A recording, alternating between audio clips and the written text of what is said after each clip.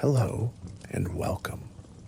Whether you're listening in the quiet hours of the night or pausing during a gentle moment of the day, this calm journey invites you to step into the stillness that followed one of history's most haunting nights. Make yourself comfortable, let your breathing slow, allow the present moment to soften. Together, we'll drift beyond the roar of the ocean and into the quiet aftermath left behind on both sides of the Atlantic. This is life after the Titanic sank, a peaceful, reflective exploration of how the world changed once the ship slipped beneath the waves. Take a slow, steady breath. As you exhale, imagine the ocean at dawn, vast, calm, and unbroken, as though nothing had happened.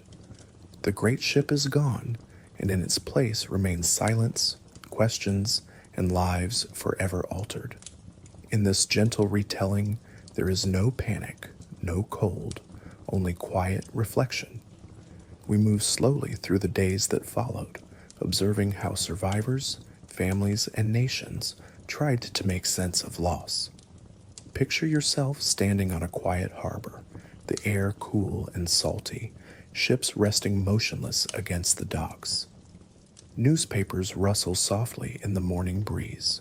Conversations are hushed. Somewhere, a light is left on in a window for someone who will never return.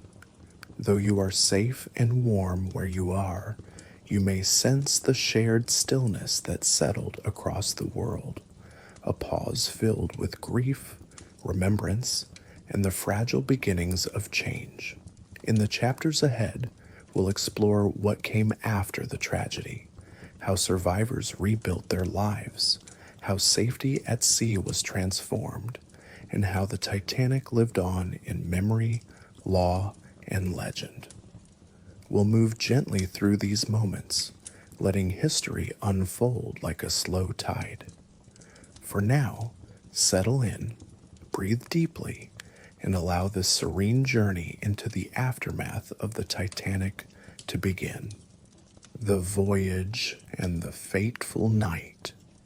On April 10th, 1912, the RMS Titanic set sail on her maiden voyage from Southampton to New York, carrying over 2,200 souls across all classes.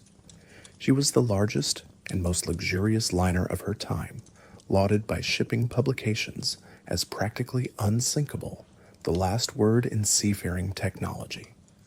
For 4 days, passengers from wealthy tycoons to hopeful immigrants mingled under crystal chandeliers and along promenade decks. Captain Edward J. Smith, a veteran mariner, guided the ship across the Atlantic's calm spring waters. The night of April 14th, 1912, was clear and bitterly cold. Titanic steamed under a moonless sky so calm that, as one survivor recalled, the sea was like glass, so smooth that the stars were clearly reflected.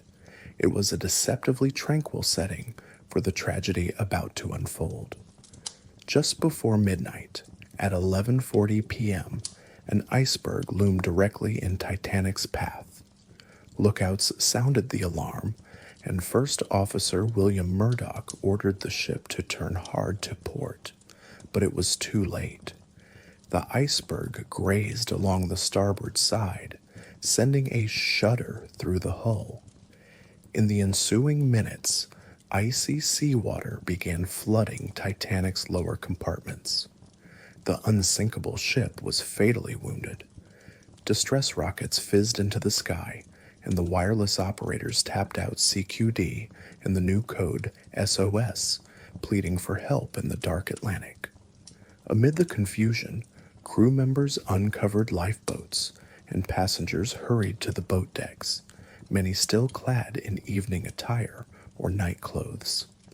As the bow slipped lower, Titanic's band gathered on the boat deck, playing gentle ragtime and hymns in an effort to calm the frightened crowd.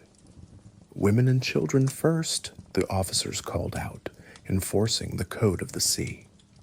Lifeboats were lowered one by one into the frigid night. In first class, well-heeled couples kissed goodbye. In third class, families were torn apart by language barriers and locked gates. Yet even at full capacity, Titanic's boats could only carry about half of those on board. Many launched partially empty in the chaos. In the dark below, engineers and stokers toiled valiantly to keep the lights burning and radio sending. Over 2 miles overhead on the boat deck, Captain Smith roamed silently, aiding where he could. Shortly after 2 a.m., with her bow fully submerged, Titanic's stern tilted high into the starlight. In her final moments, the ship broke in two, and at 2:20 a.m. on April 15, 1912, slipped beneath the surface. Over 1,500 passengers and crew, husbands, wives, children, friends, were plunged into the freezing water of the North Atlantic. Those in lifebelts cried out into the night as they struggled in water only a few degrees above freezing. Gradually, one by one, their voices faded. Survivors in the lifeboats would never forget that dreadful sound of hundreds screaming, nor the dread silence that followed. In the eerie quiet before dawn, the few lifeboats bobbed on a calm, starlit sea, surrounded by nothing but darkness, ice, and the faint stars above. The great ship was gone, the immediate aftermath at sea, a night of silence. In the first hours after Titanic sank, a stunned quiet fell over the survivors. One thing stands out in my mind about it all: the quietness, remembered Captain Arthur Rostron of the rescue ship Carpathia. The stupendous nature of the tragedy, it was too big to assimilate at once. In Lifeboat 6, first-class passenger Margaret Molly Brown helped rally women at the oars, trying to keep bodies warm with anything they had. In overcrowded Lifeboat 11, children cried softly in the arms of trembling mothers. Second Officer Charles Lightoller, clinging atop an overturned collapsible boat with over 24 men, led them in rhythmic shouts to stave off despair in the frigid air. All around, icebergs towered ghostly white in the darkness, and an ominous hush enveloped the scene. The sea that had been flat calm now began to stir, little waves lapping at hulls of lifeboats filled with the Titanic's shivering survivors. For those adrift, the night felt endless. In every lifeboat, murmured conversations arose over whether to row back to search for swimmers. Yet fear gripped them, fear of desperate people capsizing the boats, and most stayed put, aghast at the idea of rowing into that floating graveyard. Only Fifth Officer Harold Lowe found the courage to return.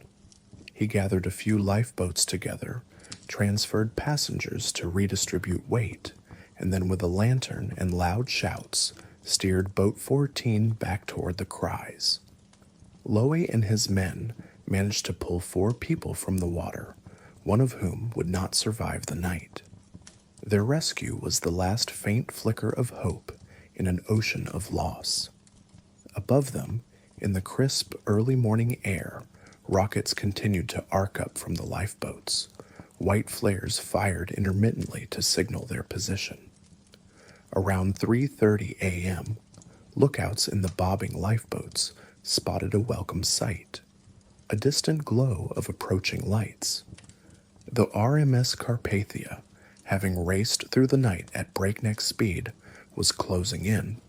Captain Rostron of Carpathia had pushed his ship beyond her limits, heedless of ice, after receiving Titanic's SOS.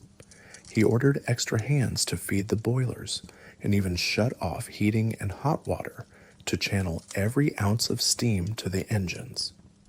By 4 a.m., Carpathia reached the edge of the ice field where Titanic had gone down, threading carefully among growlers and bergs. Rostron himself spotted a green flare in the distance. Fourth Officer Joseph Boxhall in Titanic's Boat 2, waving a signal torch. Steering gently, Carpathia drew alongside the lifeboats as dawn began to break on the horizon. The rescue that followed was orderly yet heart-wrenching. In the dim gray light of 4:10 a.m., Carpathia halted and the first lifeboat came alongside. Crewmen threw ropes down and helped women, children, and dazed men up Carpathia's hull. Many survivors were too numb to climb, so sailors lifted them in bosun's chairs and canvas slings. One by one, the half-frozen survivors were hauled aboard.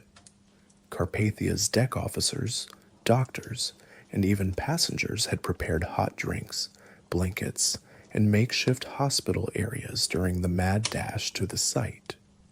As each lifeboat emptied, compassionate Carpathia passengers gave up their cabins to shelter the most vulnerable. Stewardesses led shivering children below decks.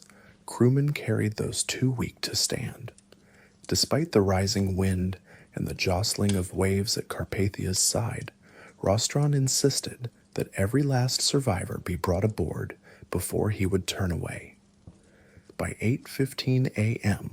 on April 15th, the grim task was complete. Carpathia had taken on roughly 705 survivors out of the over 2,200 people who had been on Titanic. Of Titanic's fleet of 20 lifeboats, 13 were now secured on Carpathia's decks, the rest left adrift, forlornly bobbing in the endless sea. Captain Rostron led a brief prayer service in Carpathia's first-class dining saloon to give thanks for those saved and to remember the scores lost beneath the waves. Passengers and crew joined in somber reflection. Many wept quietly, finally allowing tears to flow for the first time since the collision. Then Rostron gave the order to resume full speed for New York. At 8:55 a.m., Carpathia sounded her whistle in a final salute and steamed away from the lonely patch of ocean that had become Titanic's grave. In her wake floated a few empty lifebelts, scattered deck chairs, and the last traces of an unimaginable night. The sun climbed higher, illuminating a deceptively peaceful sea once more. But nothing would ever be the same for those who had survived the sinking of the Titanic. Rescue and arrival in New York. Through the daylight hours of April 15th, 1912, Carpathia pressed on at top speed towards New York, carrying the Titanic's stunned survivors.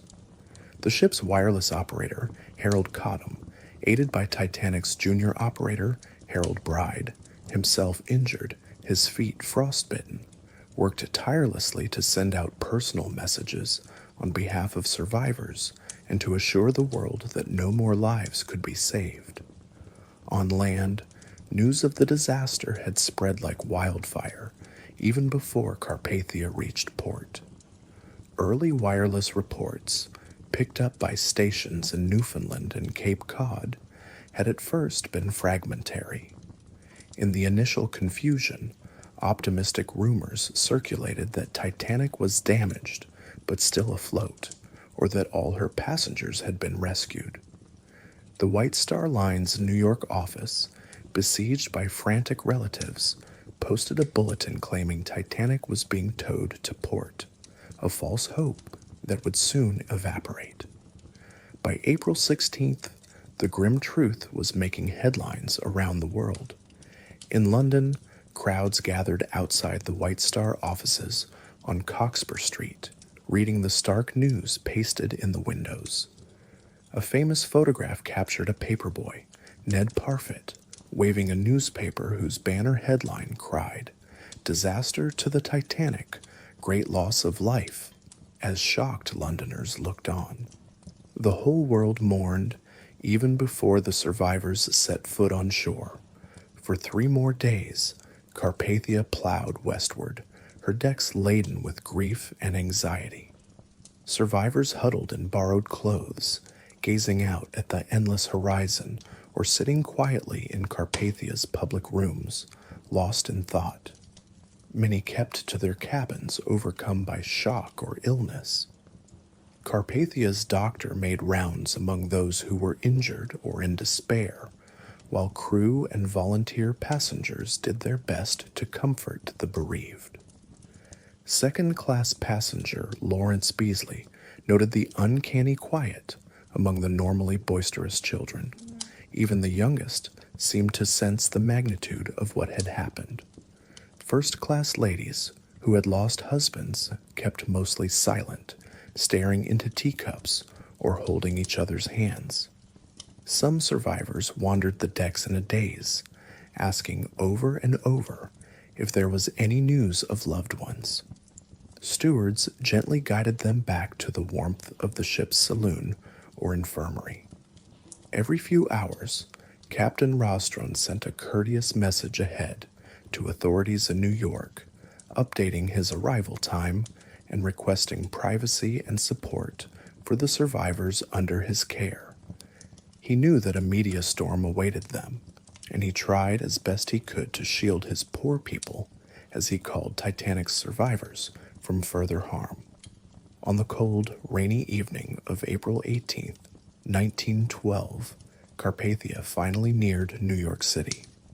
A fierce spring nor'easter lashed the harbor with wind and rain, as if the heavens themselves were wailing. Despite the foul weather, some 40,000 people thronged the waterfront by the Cunard Line's Pier 54. They came in droves, relatives clutching photographs, reporters hungry for stories, doctors and nurses with stretchers at the ready, and ordinary New Yorkers drawn by compassion and curiosity. Police struggled to hold back the surging crowds. Just before 9 p.m., flares off Sandy Hook announced Carpathia's approach. Dozens of tugboats and steamers, laden with journalists and well-wishers, swarmed out to greet the incoming ship. Flashbulbs popped in the darkness as lightning sizzled across the sky. Rather than head directly to the Cunard Pier, Captain Rostron first made a detour. He slowly guided Carpathia to the White Star Line's Pier 59, Titanic's intended berth, to deliver a silent, poignant tribute. There, in the pouring rain, Carpathia offloaded Titanic's lifeboats, lowering the 13 weathered boats into the empty slip where Titanic should have docked. Witnesses fell hushed as the small boats, still marked RMS Titanic, were lifted ashore, tangible symbols of the disaster. That task done, Carpathia eased back into the river and proceeded to Pier 54, finally coming to rest at 9:30 p.m. As Carpathia was secured, Rostron issued strict orders. Carpathia's own passengers would disembark first to avoid a rush that might overwhelm the weary Titanic survivors. One by one, the Carpathia passengers, by now as much witnesses to history as travelers, filed down the gangways and melted into the night. Then, it was the Titanic survivors' turn. Despite the throngs beyond the pier gates, an eerie hush greeted the survivors as they appeared on deck. Dead silence fell over the crowd as the first bedraggled figures descended the gangplank, one newspaper reported. For a moment, even the flash of cameras ceased. Then reality broke upon the quay. A woman in black stumbled into the arms of a waiting police officer, sobbing that her children were gone. Heart-rending cries and shouts echoed as families found or missed their loved ones. Doctors rushed forward with stretchers for the feeblest survivors, while relief workers pressed warm drinks and blankets on those able to walk. Many of Titanic's crew, still in their salt-stained uniforms, blinked in disbelief at the clamoring crowd and the towering city beyond. The Carpathia's arrival marked the end of their hellish journey, yet the beginning of a new ordeal on shore. Reporters, held back by police lines, shouted offers of money for exclusive stories. Some enterprising journalists had even hired tugboats to approach Carpathia before docking. One survivor, a journalist named Carlos Hurd, surreptitiously dropped his written eyewitness account over Carpathia's side to a waiting boat, getting the St. Louis Post-Dispatch, a world exclusive. But the most sought-after person that night was Titanic's junior wireless operator, Harold Bride. Barely able to stand on his frost-bitten feet, Bride was carried off the ship and whisked straight to the New York Times, where a $1,000 payment secured his harrowing tale for the morning edition. His story, typed through tears, appeared on April 19th under the headline, "Thrilling Story by Titanic's Surviving Wireless Man," and left hardened editors weeping at their desks. By midnight, all survivors had disembarked into the care of friends, family, or charitable committees. Pier 54 was a scene of tearful reunions and devastating disappointments. Millionaire John Jacob Astor's young widow, Madeline, was led away by her relatives, clutching the small dog she had saved and staring blankly, her beloved husband gone. The widowed Mrs. Isidore Strauss, who had refused a lifeboat to stay with her husband, was not among the living. Their grieving friends met only her empty shawl, handed off by another survivor. There were joyful moments, too. The two little Navratil boys, toddlers who had been cast adrift in Lifeboat D by their father, were safely carried off Carpathia and soon reunited with their frantic mother, who had traveled from France after seeing their photographs in the paper. Everywhere on the rain-slick pier were tales of both sorrow and salvation. In the coming days, those stories would travel round the globe, ensuring that the world would not soon forget the Titanic and the lives she carried. Grief and public mourning. As the rescued disembarked in New York, a tidal wave of grief swept across 2 continents. In the days immediately following the disaster, memorial services were held from Belfast to Boston. Black-edged newspaper columns carried the names of the lost, and churches tolled their bells in mourning. In Southampton, England, Titanic's home port, and the city that had supplied most of her crew, the impact was especially severe. Of the roughly 900 crew aboard Titanic, over 700 perished, and 549 of these were Southampton residents. Whole streets in the port city found their men missing. On April 20th, 1912, a mass memorial service filled Southampton's St. Mary's Church with over 1,000 mourners. Affluence and poverty assembled there in comradeship of grief greater than the small conventions of life, reported one paper, noting that rich and poor alike sat side by side in shared sorrow. Similar gatherings took place in Liverpool, London, Belfast, New York, Montreal, any city touched by Titanic's passengers and crew. Around the world, people struggled to make sense of the tragedy. Condolence messages poured in to White Star Line offices. King George V sent a telegram of sympathy to the victims' families, and President William Howard Taft, who had lost his close friend and military aide Archibald Butt in the disaster, publicly eulogized the brave men who stood fast so that women and children might live. In many towns, April 19th was observed as an unofficial day of mourning. Businesses closed at noon and flags flew at half-mast. The press, too, played a role in shaping the public's response. Newspapers lionized certain figures.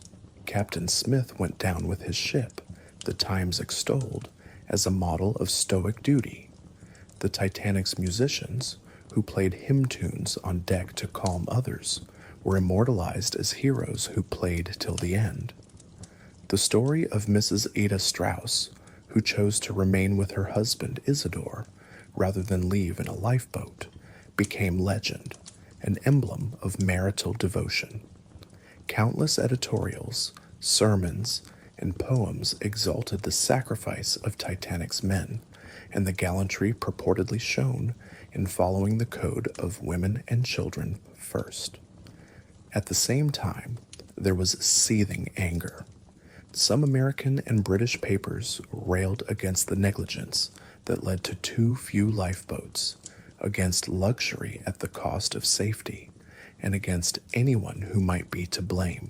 Figures like J. Bruce Ismay, the chairman of White Star who survived the sinking, became targets of popular scorn.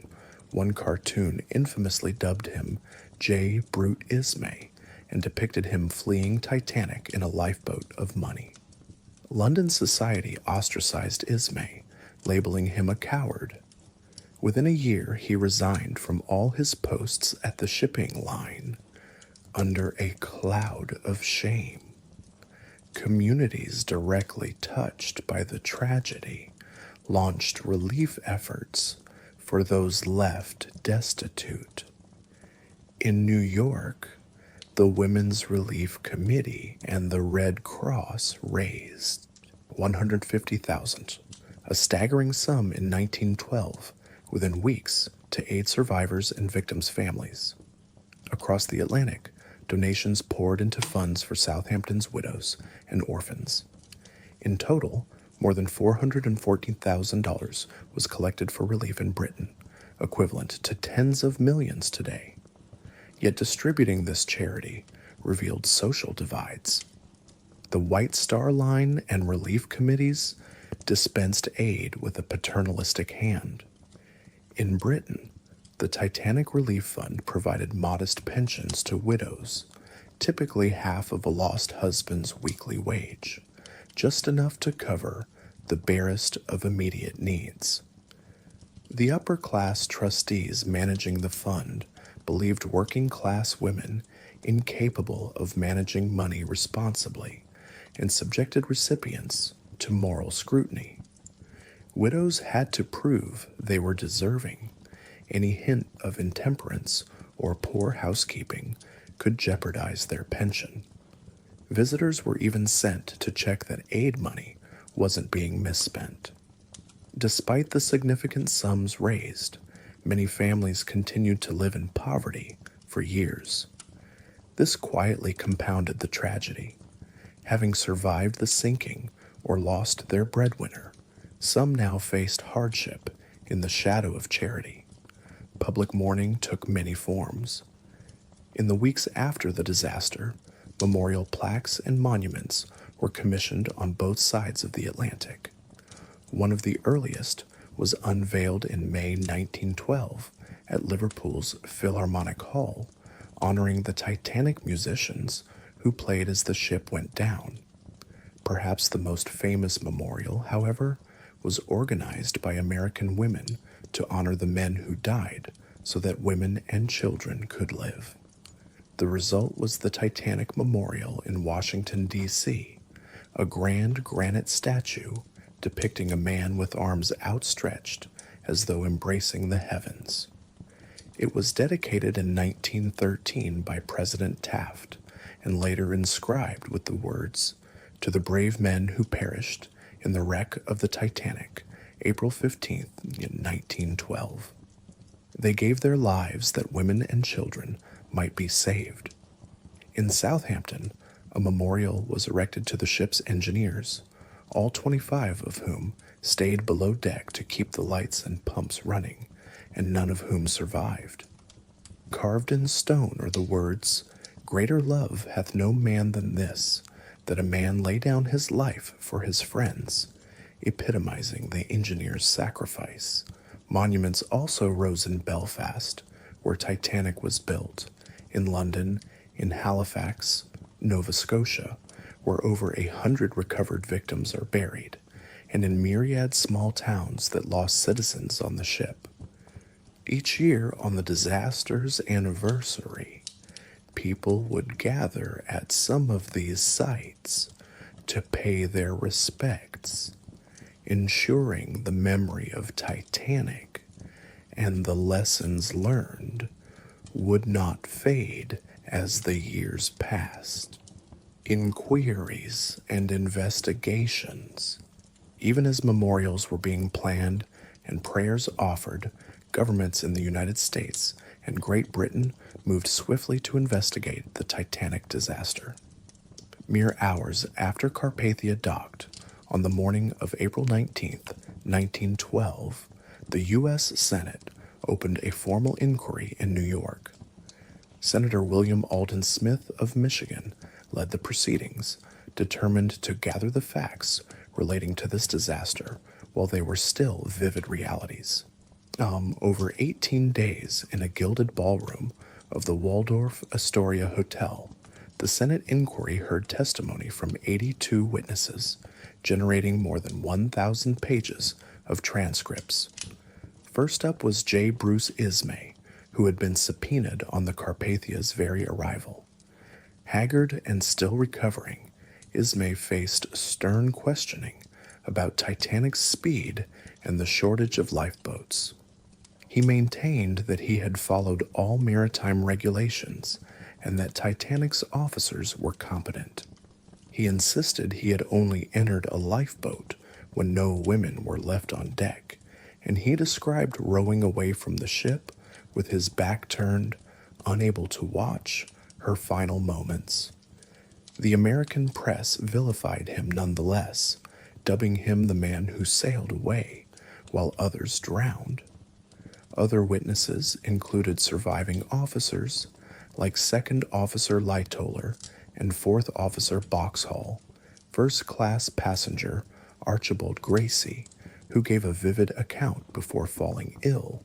He would die later that year, likely from effects of exposure, and crew members, sailors, stewards, even Carpathia's Captain Rostron.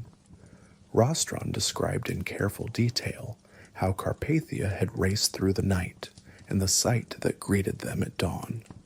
Everywhere were icebergs, 25 of them taller than 200 feet, and among them the little lifeboats scattered over miles of ocean. Rostron's voice broke as he recounted the moment Boxhall informed him Titanic had gone down at 2:20 a.m., just minutes before Carpathia arrived. Senators and spectators alike were moved by his testimony, often dabbing at tears. On May 28th of 1912, Senator Smith presented the U.S. inquiry's findings to the Senate. The report was unsparing. It faulted the Titanic's builders and owners for complacency and called the lack of lifeboats little short of criminal. It cited Captain Smith for failure to slow down despite ice warnings, and it castigated Captain Stanley Lord of the SS Californian, the nearby ship that had failed to respond to Titanic's distress rockets, as a glaring example of negligence. The inquiry made sweeping recommendations. Ships must carry lifeboats for everyone on board. Radios must be manned around the clock, and stricter ice patrols and speed regulations in iceberg regions were imperative. These conclusions, coming from an American tribunal examining a British ship, stung British pride and prompted some initial defensiveness in the UK. However, they undoubtedly spurred action and saved lives in the years to come. Meanwhile, across the Atlantic, the British Board of Trade, which had itself approved Titanic's safety measures, convened its own court of inquiry. Led by Lord Mersey, a respected jurist, the British inquiry opened in London on May 1912, once key witnesses like Ismay and Lightoller had returned home. Held at the Scottish Drill Hall in Westminster, it stretched for 36 days and examined nearly 100 witnesses with over 25,000 questions asked on the record. The British inquiry dissected everything: ship design, crew training, passenger conduct, even the temperature of the water. Much of the testimony mirrored what had been heard in New York, but there were moments of high drama, like when Lookout Frederick Fleet testified that had they been supplied binoculars, they might have spotted the iceberg in time. Fleet's poignant affirmation, "No, sir, we had none aboard," underscored a simple failure. The British hearings also dwelled on technical issues, from the quality of steel in Titanic's hull to the design of her watertight compartments. Naval architects testified that Titanic's compartments could not contain flooding beyond 4 breached sections. 5 were damaged in the collision, sealing her fate. Lord Mersey's final report, issued July 30th, 1912, concurred with many of the Americans' findings while couching them in diplomatic language. The report deemed the Titanic properly designed and built, and in all material respects up to the standard of the day, yet acknowledged that standard itself was tragically deficient. It bluntly called the lifeboat provision wholly insufficient and urged immediate reforms. It defended Captain Smith as acting according to accepted practice, echoing that prior to 1912, it was not unusual for liners to maintain speed despite ice warnings, but it gently rebuked this indifference to danger and stated that such practice must change henceforth. The British inquiry also censured Captain Lord of the Californian even more harshly than the Americans had, concluding that his ship was close enough to have seen Titanic's signals and could have rendered assistance had it acted, a judgment that ruined Captain Lord's career and reputation. Lord, deeply embittered, lived under that shadow until his death, and debate over the Californian's true role continues to this day. Both inquiries agreed on the fundamental cause. Titanic struck an iceberg at too high a speed for the conditions, and the resulting damage was more than the ship could withstand. In sum, human overconfidence and outmoded safety rules had paved the way to catastrophe. What was a mistake in 1912, Mersey wrote, would be negligence today. Changes were urgently needed. Changes in maritime law and safety regulations. The sinking of the Titanic sent shockwaves through the maritime industry and led to swift, sweeping reforms. A silver lining rested from terrible loss. The most immediate change was to lifeboat requirements.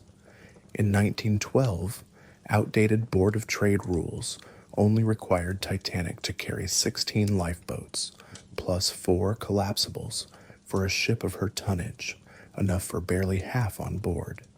That policy was utterly overturned. Both the U.S. and British inquiries insisted that henceforth all ships would now carry enough lifeboats for every man, woman, and child aboard. Within months, maritime authorities in the UK, US, and across Europe mandated that passenger vessels be equipped with lifeboat capacity and life jackets for everyone on the ship. No longer would luxurious promenades be given priority over lifeboat space.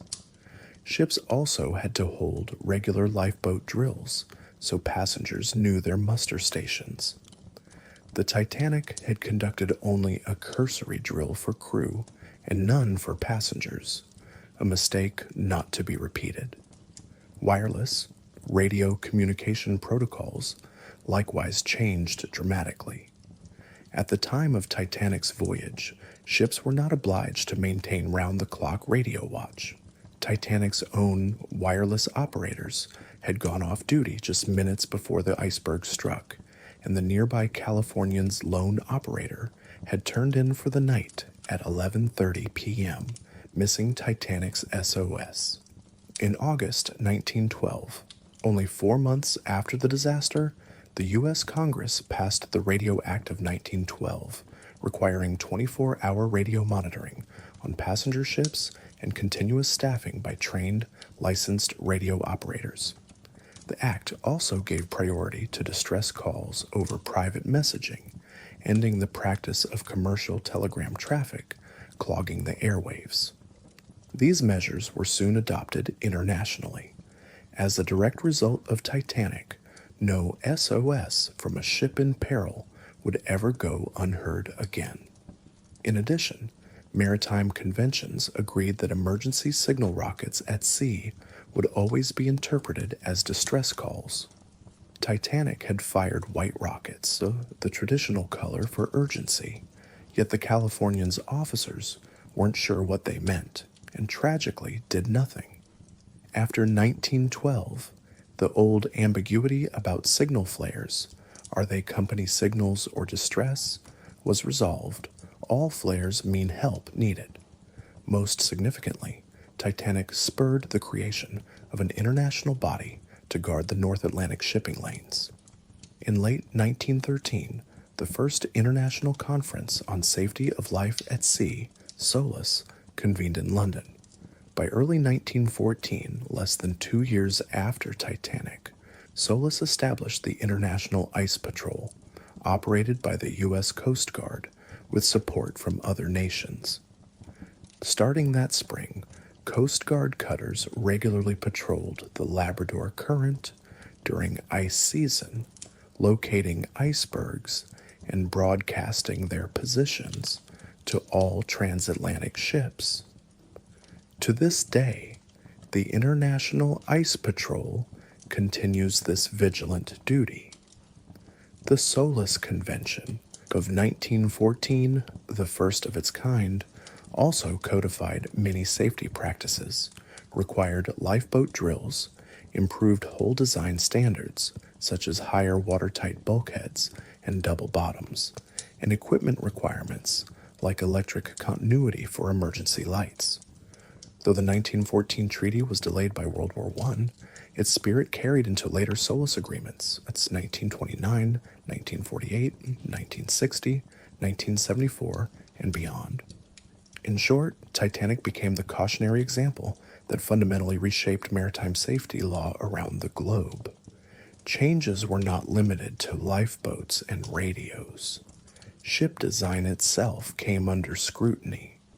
Naval architects raised the standards for hull subdivision, ensuring that future liners could remain afloat with more compartments breached. On new ships, watertight bulkheads were extended higher up and spaced more closely. Some ships, including Titanic's sister Olympic, were retrofitted with inner skins, a double hull, for extra protection. After Titanic, many lines also abandoned the practice of pushing full speed in iceberg regions at night. While competition for speed and the blue riband continued, captains grew more cautious, knowing public sentiment favored safety over bravado. Indeed, steamship companies began advertising their safety features: more lifeboats, experienced crews, new wireless systems, to reassure a shaken traveling public. One White Star brochure issued in late 1912 proudly highlighted the addition of motor lifeboats and the latest Marconi radio sets on all their liners, a direct marketing response to the disaster. In a broader sense, Titanic's loss marked the end of a certain innocent confidence of the Edwardian age.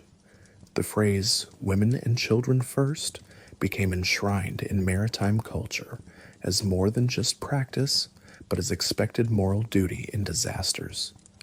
The heroism shown, or perceived to be shown, aboard Titanic set a standard for conduct under duress.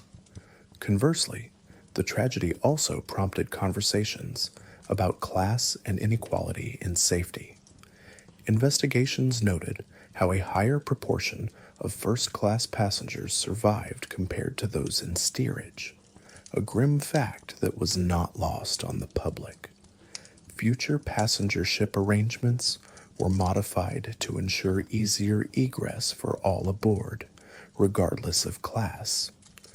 Gone were the padlocked gates that had kept Titanic's third-class passengers trapped below decks for precious minutes. In sum, virtually every aspect of seafaring was re-examined. As one maritime scholar observed a few years later, the Titanic left port with 2,200 passengers and arrived with 705 survivors, but also with a wake of new laws and practices ensuring such a disaster should never happen again. Impact on White Star Line and the shipping industry. In the tragedy's aftermath, the White Star Line, owner of Titanic, faced harsh scrutiny and lasting repercussions. The company's chairman, J. Bruce Ismay, who survived, became a lightning rod for public anger. Labeled the coward of the Titanic by newspapers, Ismay withdrew from public life entirely. London high society shunned him, and 1 year later, on June 30th, 1913, Ismay resigned as president of White Star's parent company, IMM, and as chairman of White Star Line. Broken in spirit, he lived the rest of his days in relative seclusion, haunted by the disaster, until his death in 1937. The company he left behind struggled to carry on under the weight of Titanic's legacy. In the short term, White Star Line had to contend with financial claims and an image problem. Dozens of lawsuits were filed in the United States by survivors and victims' families seeking damages.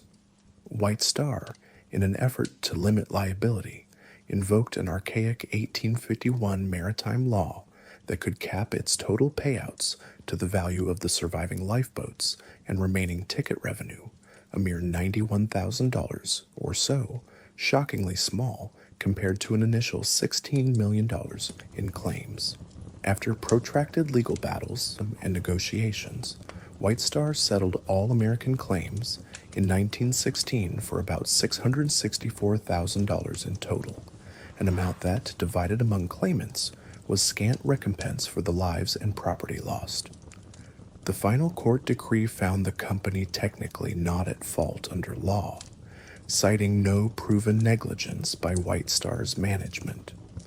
But legal vindication did little to restore the line's reputation in the court of public opinion.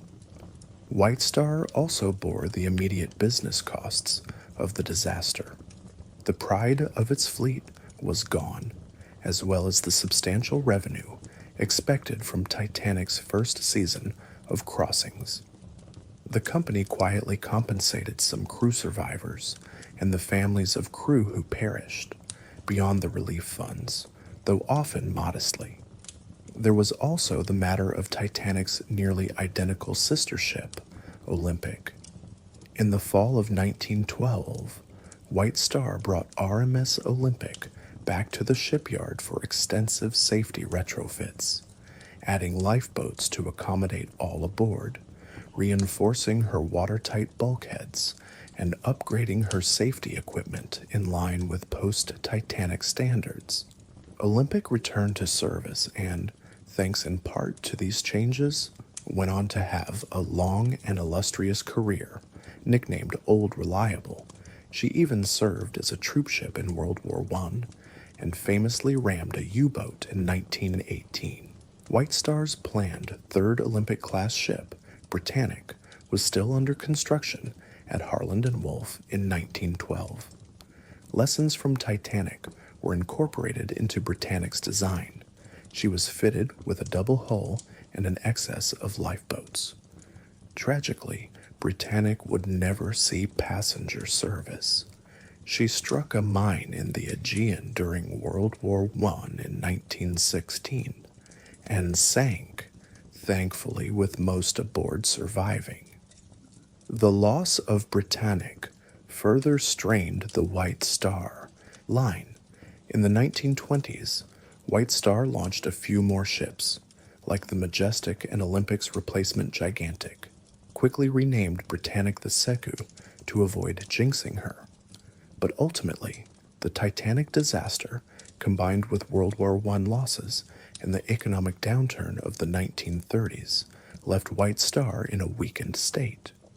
In 1934, just 22 years after Titanic's loss, the White Star Line was forced to merge with its longtime rival, Cunard Line. The British government brokered this merger to help finance the completion of Cunard's new superliner, Queen Mary, during the Depression. The new entity was called Cunard White Star Limited, but Cunard was clearly the dominant partner. By 1949, Cunard bought out White Star's remaining shares and retired the White Star name for good. Thus, one might say that Titanic's sinking heralded the beginning of the end for the famed White Star Line as an independent company. For the broader transatlantic shipping industry, Titanic's legacy was a paradoxical mix of improved safety and enduring mystique. In the immediate years after 1912, some travelers were indeed skittish about ocean liners. Anecdotes abound of first-time passengers asking the steward, "Are there enough lifeboats for us all?" Before departure, a poignant new question that had rarely been considered before. Shipping lines responded with reassurance campaigns, more drills, visible safety officers, and marketing that emphasized experience and caution. However, the demand for ocean travel did not abate. In fact, by the mid-1910s, ships were more crowded than ever, partly due to the disruption of World War I. If anything, Titanic's story added a halo of both romance and caution to sea travel. The idea of the tragic, unsinkable giant sinking on her maiden voyage became part of popular culture, but travelers also took comfort in the numerous safety upgrades that were implemented. By the 1920s, a kind of post-Titanic normalcy settled in. Magnificent new liners like SS Majestic and SS Paris included all the mandated safety improvements, yet still offered lavish amenities. The race for size and luxury continued, but now tempered with lifeboat drills and ice patrol reports. Other shipping lines were indirectly affected as well. Rival Cunard Line, for example, took pride that its ships Mauretania and Lusitania had long carried enough lifeboats, though Lusitania's own tragic torpedoing in 1915 proved that lifeboats were no panacea without time to launch them. German liners also upgraded their safety features, keen to show German engineering was superior in robustness. The Titanic inquiry findings reverberated in engine rooms and captains' bridges worldwide. Heed ice warnings, keep radios manned, slow down in dangerous conditions. It was noted that on the night Titanic sank, at least one other liner, the RMS Baltic, having heard the ice warnings, actually adjusted course to go further south. After 1912, that kind of prudent deviation became standard procedure. No captain wanted to be the next cursed by hindsight for ignoring warnings. In essence, Titanic's loss made the oceans safer. One maritime historian later reflected that Titanic had to sink to teach the world how not to. Though a bitter lesson, the reforms born from Titanic undoubtedly saved countless lives in the century that followed. Survivors' lives, trauma, guilt, and resilience. For the 705 men, women, and children who survived Titanic, the night of April 15th, 1912, was only the beginning of a lifelong journey through trauma and remembrance. In the immediate aftermath, many survivors experienced acute grief, shock, and what today would be recognized as post-traumatic stress. They had escaped with their lives, but not without invisible wounds.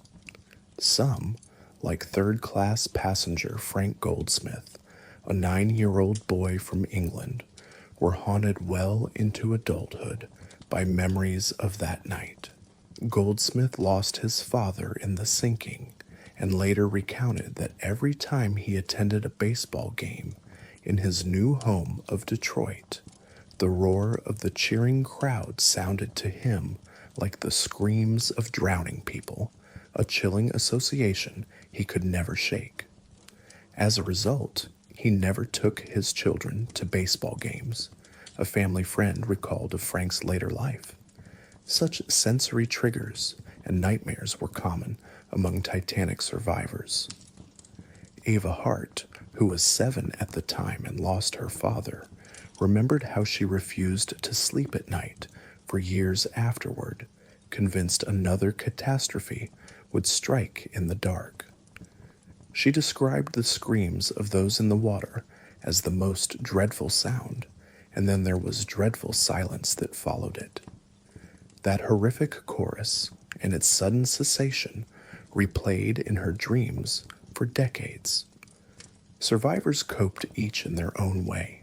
Some chose never to speak of the disaster, hoping to seal away the horror.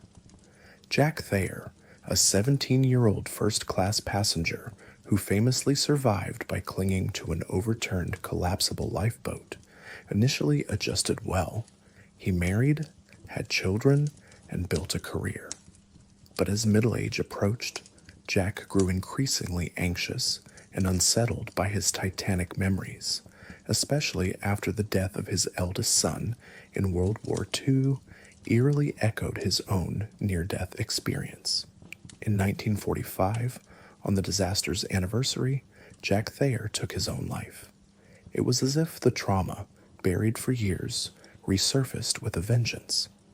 Many others reported recurring nightmares and survivor's guilt. Colonel Archibald Gracie, who had been lauded for helping others into boats before he himself survived on the overturned raft, spent his remaining months writing a detailed book, The Truth About the Titanic. He was plagued by insomnia and ill health, and he died only 8 months after the sinking. His doctor noted that the exposure and emotional shock had likely hastened his end. Yet there were also stories of resilience.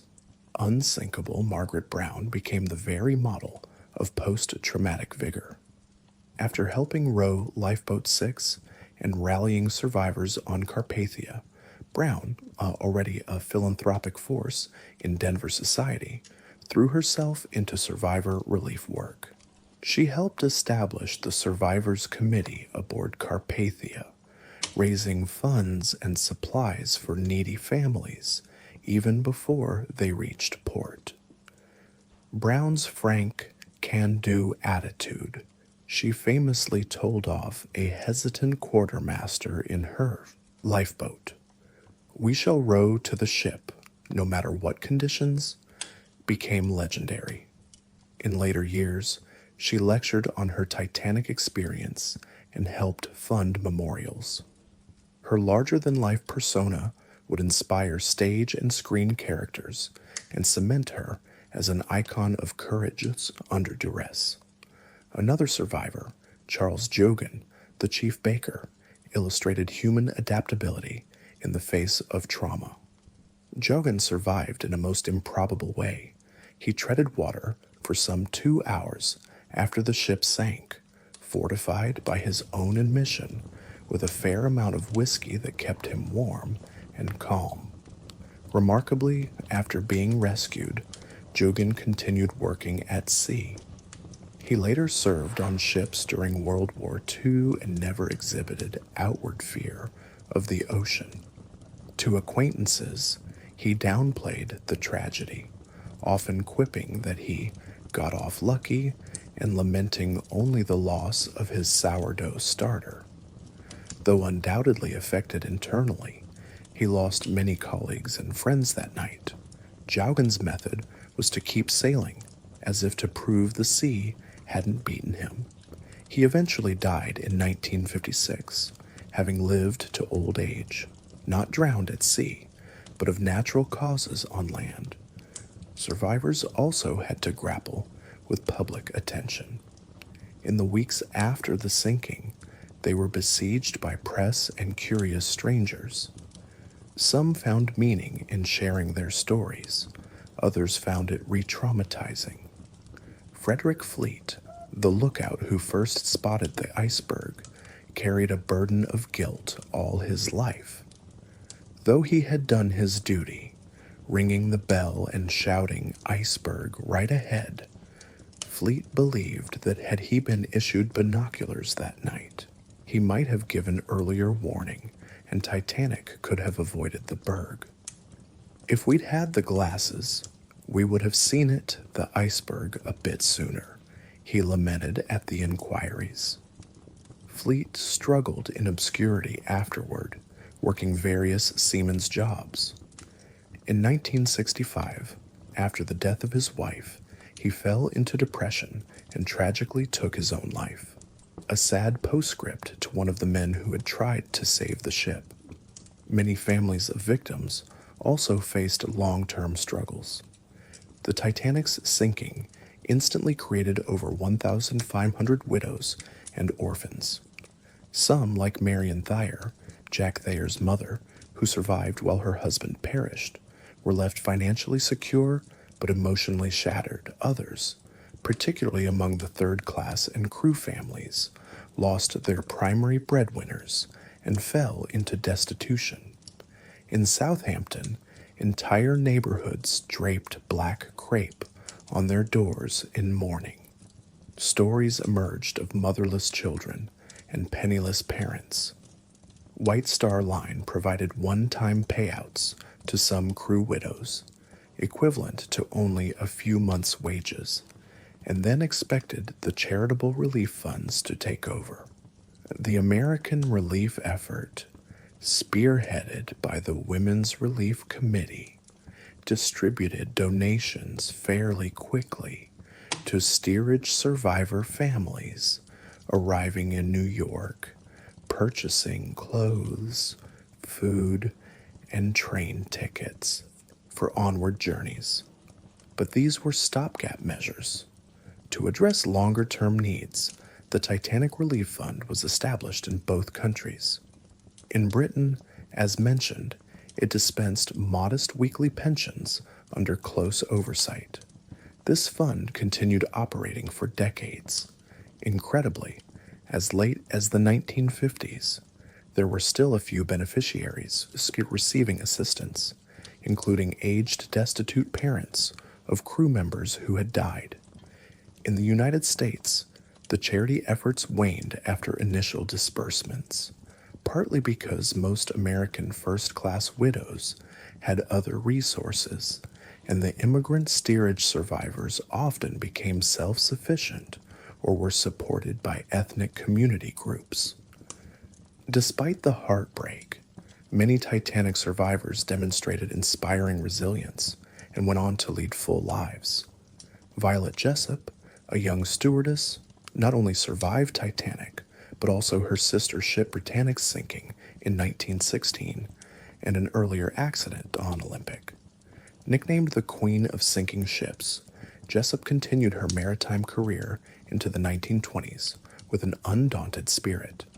She even wrote cheerful memoirs in later years, assuring readers that she had many happy days at sea despite it all. Michel Navratil, one of the Titanic orphans, rescued as a toddler, grew up in France never knowing his father, who had died in the sinking, but lived a long life and often spoke philosophically about fate and chance. If it hadn't been for the iceberg, he mused on his 80th birthday, I would not have had my life. I only lived because my father put me on that lifeboat. Michel lived to age 92, passing away in 2001 as one of the last male survivors. Perhaps the most prolonged connection to the disaster was carried by Milvina Dean, Titanic's youngest passenger, at only 9 weeks old during the voyage. Milvina survived with her mother and brother. Her father died in the sinking.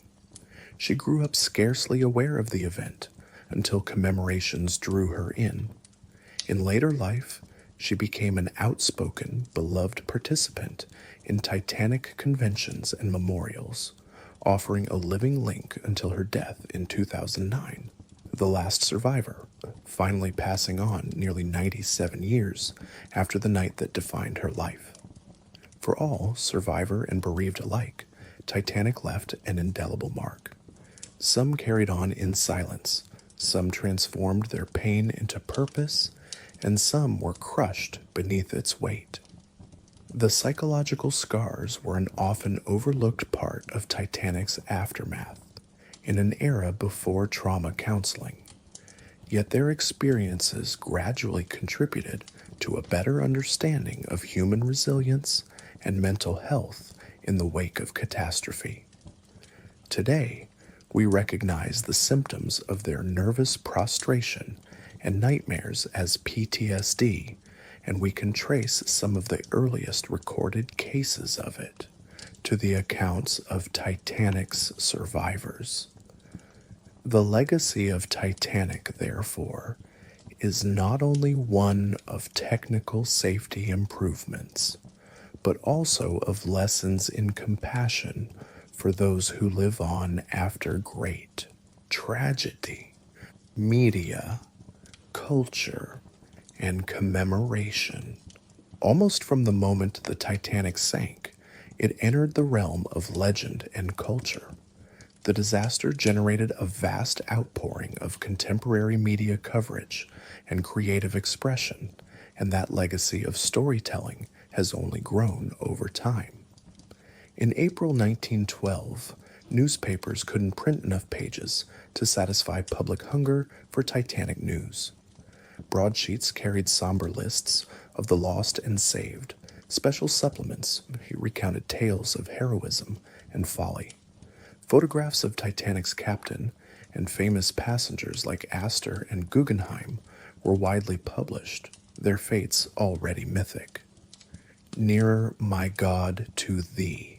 The hymn many believed was Titanic's band's last song, surged in popularity and was performed at memorial concerts from London's Albert Hall to small-town bandstands. Sermons invoked Titanic as a lesson in humility, man's hubris versus nature's power, a modern-day Tower of Babel brought low by an iceberg. Poets, too, responded. Pulitzer Prize-winning poet Edwin Markham penned lines about the ship of dreams and the icy grave, while others condemned the class injustices. One poignant verse noted, "The rich man's boat had room to spare, while the poor man fought for air." The first cinematic interpretations of the Titanic story began astonishingly soon. In May 1912, barely a month after the sinking, survivor Dorothy Gibson, a young silent film actress who had escaped in Lifeboat 7, starred in a short film called Saved from the Titanic. She even wore the same dress on camera that she had worn on the night of the disaster. This 10-minute dramatic reenactment interwove footage of icebergs with Gibson's personal account. Though the film was a hit, it has since been lost. The last known print was destroyed in a fire in 1914. Across the Atlantic, a German film, In Nacht und Eis, In Night and Ice, was released in August 1912, attempting a realistic portrayal with model ships. Audiences were enthralled by these early dramatizations. The Titanic had already become a symbol and a cautionary tale. Over the decades, more films and plays would follow, each reflecting the era's perspective on the disaster. A Nazi propaganda film in 1943 blatantly blamed British capitalism for the tragedy, while in 1958, the British film A Night to Remember, based on Walter Lord's well-researched book, strove for historical accuracy and a dignified tone. That film's gripping semi-documentary style set a standard and influenced how a generation remembered Titanic. Beyond film, Titanic's story lived on in countless forms: novels, songs, paintings, and even folk ballads. In the American South, blues musicians sang ballads with refrains like, "It was sad when that great ship went down," blending personal lament with biblical metaphor. School children in Britain for decades learned a plaintive song about Titanic and the wretched fate of those aboard. The Titanic disaster also subtly influenced literature. Some see its echoes in the anxious undercurrents of the 1910s and early modernist writing.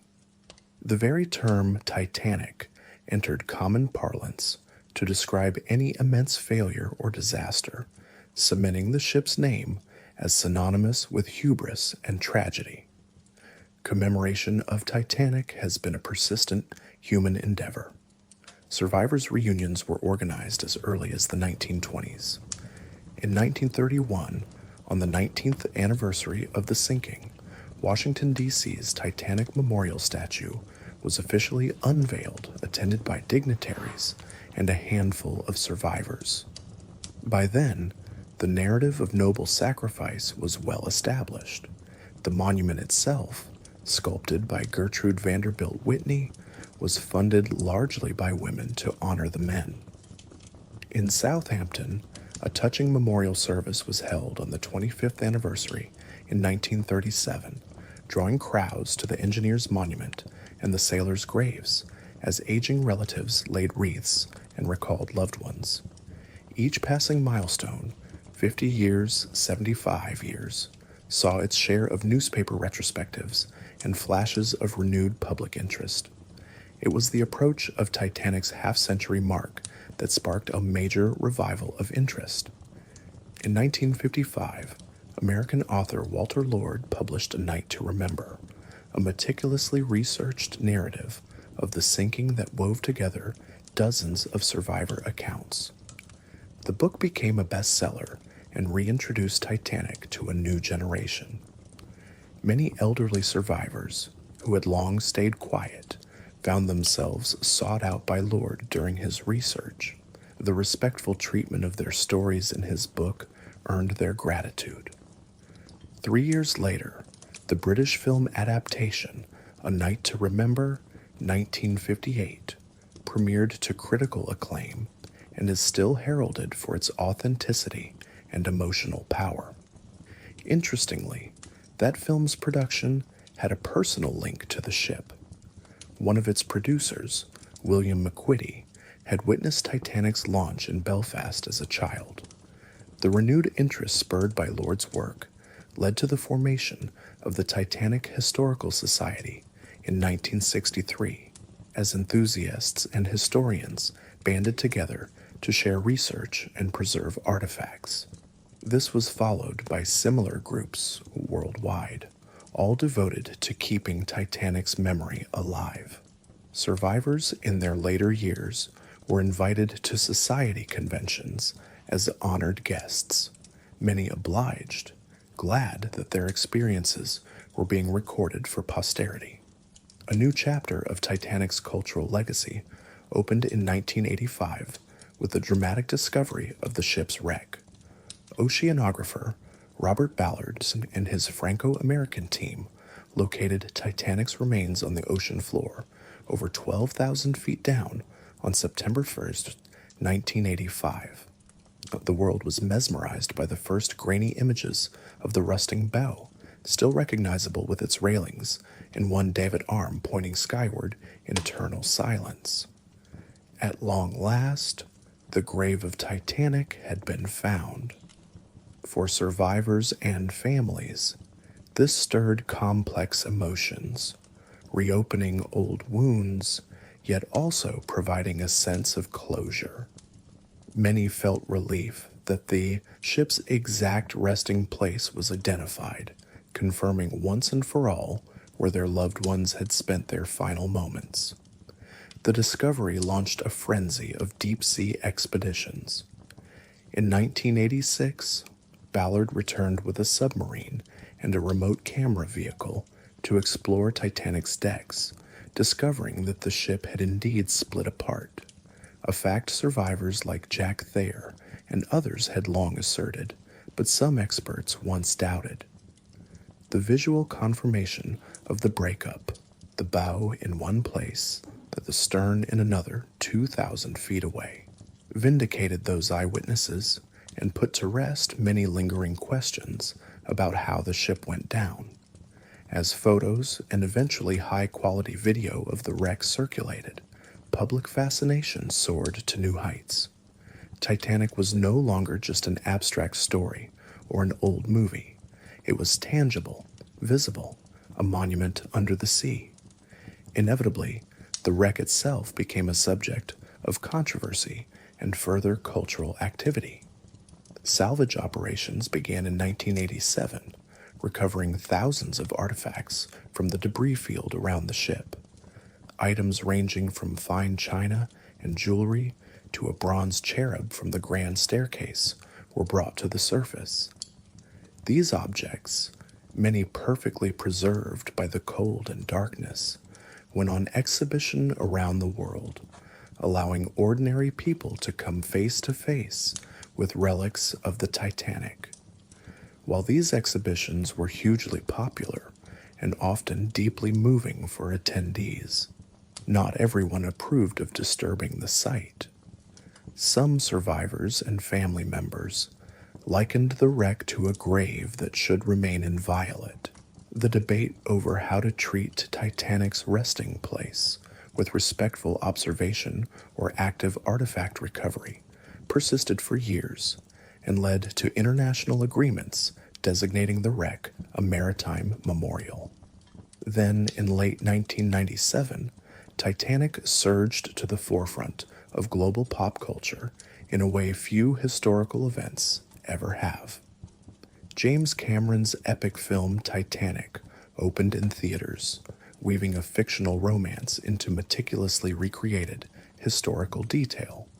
The movie became a phenomenon, drawing millions into Titanic's story anew.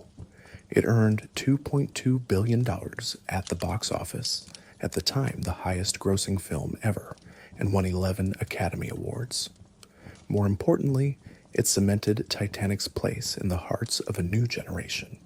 Suddenly, in 1998, teenagers were pinning posters of Titanic's grand staircase on their walls.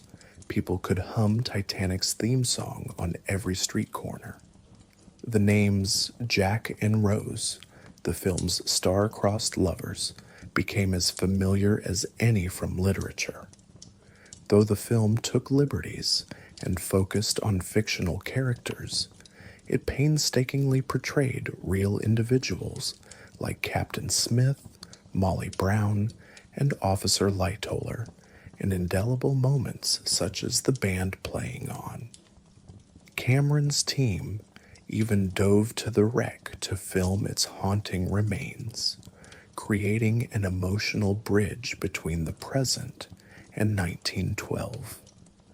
The film's impact was immense. Titanic discussion, forums and fan clubs sprang up. Sales of Titanic-related books skyrocketed. Memorabilia from the ship suddenly fetched huge sums at auction. Museums saw a surge in visitors wanting to see the actual artifacts. In the wake of the film, further exploration of the wreck accelerated. Cameron himself led multiple deep-sea trips to document the ship in IMAX documentaries like Ghosts of the Abyss. There was renewed pressure to protect the site from looters and too many submersible landings, as parts of the wreck began to deteriorate more rapidly with increased human activity. Preservationists likened Titanic to an underwater museum that must be treated with reverence. UNESCO eventually extended undersea heritage protection to the wreck site once it passed 100 years old in 2012. Meanwhile, Titanic societies and enthusiasts continued to ensure that the real stories were remembered amidst the pop culture. Survivors who were still alive in the late 90s, just a handful, found themselves minor celebrities. Milvina Dean, then in her 80s, traveled the world attending Titanic conventions, often astonished that people so young cared so deeply about an event from 1912. Titanic seems to mean more now than it ever did, she observed in 1997, perhaps because we know so much more about it. The 100th anniversary in April 2012 brought international commemorations on a scale not seen before.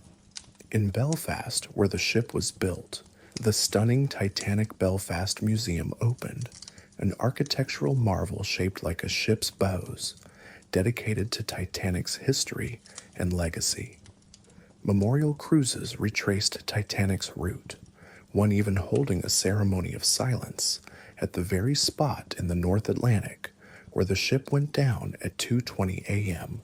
on April 15, 2012, exactly a century later, while passengers, including descendants of those aboard Titanic, cast wreaths on the waves.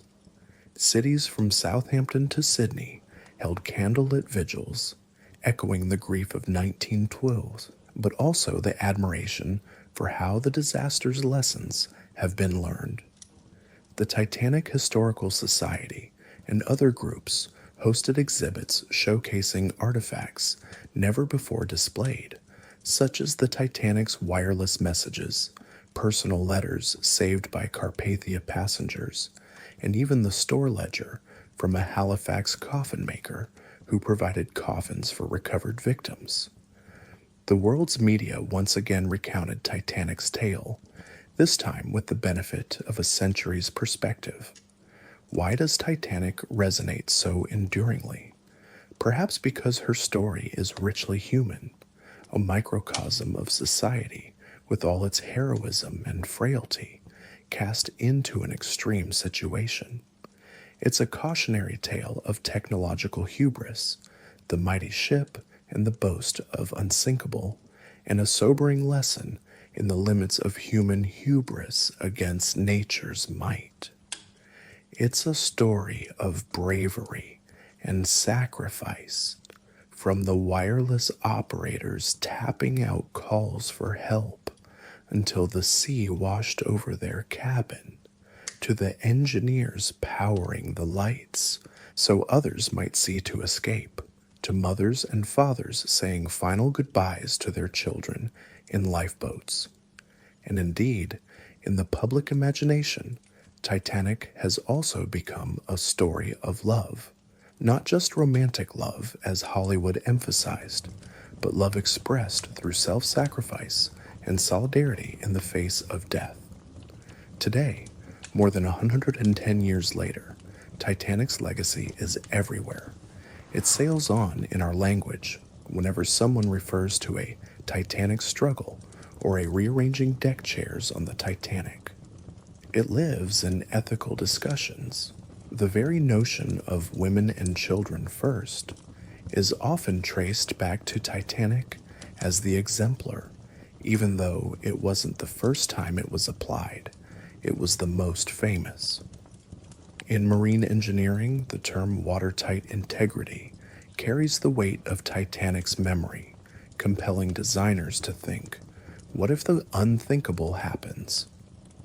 In classrooms, teachers use Titanic to hook students into learning about everything from physics, buoyancy and why she sank, to history, the Gilded Age and class differences, to ethics, dilemmas in lifeboats. The Titanic has inspired academic studies and even conspiracy theories, novels, and visual art. Few disasters have been so scrutinized or so mythologized. And yet, amidst all the analysis and mythology, the core of Titanic's legacy remains the people. The individuals whose lives were cut short or forever changed are remembered in hundreds of personal ways. In a Belfast graveyard, one can find the stone of Thomas Andrews, Titanic's chief designer, who died on the ship. Locals still leave flowers there every April. In a New York cemetery, the modest grave of Jack Phillips, the senior Marconi operator who stayed at his post sending SOS, often bears tokens of appreciation from visitors, telegraph keys, notes saying thank you. The grave of the unknown child in Halifax, once simply marked, erected to the memory of an unknown child, died April 15, 1912, now carries a name, Sidney Goodwin, a 19-month-old English boy, identified in 2007 through DNA. He has become a symbol of all the children lost, and his resting place is often adorned with teddy bears and toys from strangers touched by his fate. The human connection continues. The enduring legacy of Titanic. In a calm, reflective sense, the story of life after the Titanic sank is as much about the living as the lost. It is about how those who survived and the societies they returned to sought meaning and improvement from catastrophe. The cold statistics, 1,496 lives lost, 712 saved, only begin to hint at the ripples that spread outward from that April night. Because of Titanic, travel by sea became safer, ships fortified, lifeboats multiplied, radios vigilant. Because of Titanic, we have the Solace Convention and an international ice patrol scanning for bergs every sailing season. But beyond these concrete legacies, Titanic endures as a collective memory, a narrative passed down through generations. In the stillness of many a midnight, people have been drawn to Titanic's tale, perhaps because it has the resonance of a fable or a great novel, the largest ship, deemed unsinkable, sailing into destiny on a starlit sea. A collision of man's ambition with nature's iceberg that was as sudden as it was fatal. The ensuing test of character in which some faltered, but many others shone with selflessness. It is the human drama that makes Titanic timeless. That is why children yet unborn will likely know her name. In that sense, the ship did achieve a kind of immortality, though not in the way her creators envisioned. Every April, especially on milestone anniversaries, memorial events still occur. Descendants gather at Titanic cemeteries to light candles and read out the names of those who perished, ensuring they are not just names on a ledger, but remembered as individuals. Museums around the world, from Massachusetts to Northern Ireland, feature Titanic exhibits year-round, educating new audiences. The Titanic wreck, while slowly succumbing to corrosion and deep-sea currents, remains a solemn underwater monument that only a few adventurers will ever see in person, yet captivates millions through images. Even as rust consumes the steel, one can imagine that somewhere in the darkness, two of Titanic's enormous boilers still lie side by side on the ocean floor. They were sighted by Ballard's team in 1985, heralding the wreck's discovery, silent witnesses to the tragedy. Eventually, perhaps centuries from now, the physical wreck will collapse entirely and be buried by the seabed, but the story will not sink. Today, a century and more later, the legacy of Titanic is a living one. It lives in improved safety at sea. Every time you board a ferry or cruise ship and see more lifeboats than you could ever need, that's Titanic's legacy. It lives in educational curricula, in disaster management training, where the term Titanic Syndrome sometimes refers to complacent failure to prepare for worst cases. And in our language, when we describe an event as rearranging deck chairs on the Titanic to mean futile action in the face of impending doom. It lives in art and media. New books about Titanic still appear each year, and enthusiasts continue to research obscure corners of the story, from the ship's musicians to the postal clerks who died at trying to save mailbags. Titanic also lives in the hearts of ordinary people who feel a connection, whether it's a young schoolchild enchanted by the grandeur and pathos, or a retiree who had a relative on board and grew up with their lore. It is often said that Titanic represents a tale of what ifs. What if she had heeded the ice warnings? What if she had more lifeboats? What if help had arrived sooner? Those questions continue to stir debate, but they also remind us that in any human endeavor, foresight and humility are crucial. In A Calm Night's Reflection, Titanic's story offers both a lullaby of history and a gentle warning. It reminds us of the fragility of life and the strength of the human spirit.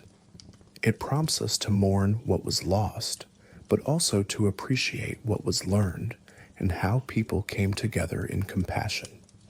The great ship sank, but those who survived did their best to live, to remember, and to make sure such a disaster would not happen again. In that mission, there was a kind of triumph.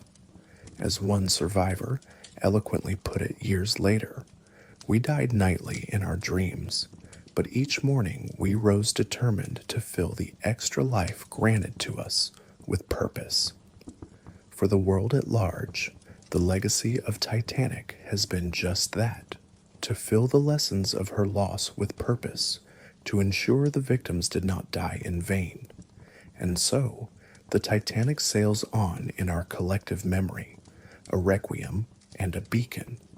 In the quiet hours, one can imagine her silhouette still gliding on a calm ocean under the stars, forever on that maiden voyage. The voices of her passengers and crew echo faintly across time, telling us to remember. In remembering, we honor both the tragedy and the transformation that came after. This, then, is life after the Titanic sank. A tapestry of sorrow, change, and enduring hope, gently unfolding across the wake of history.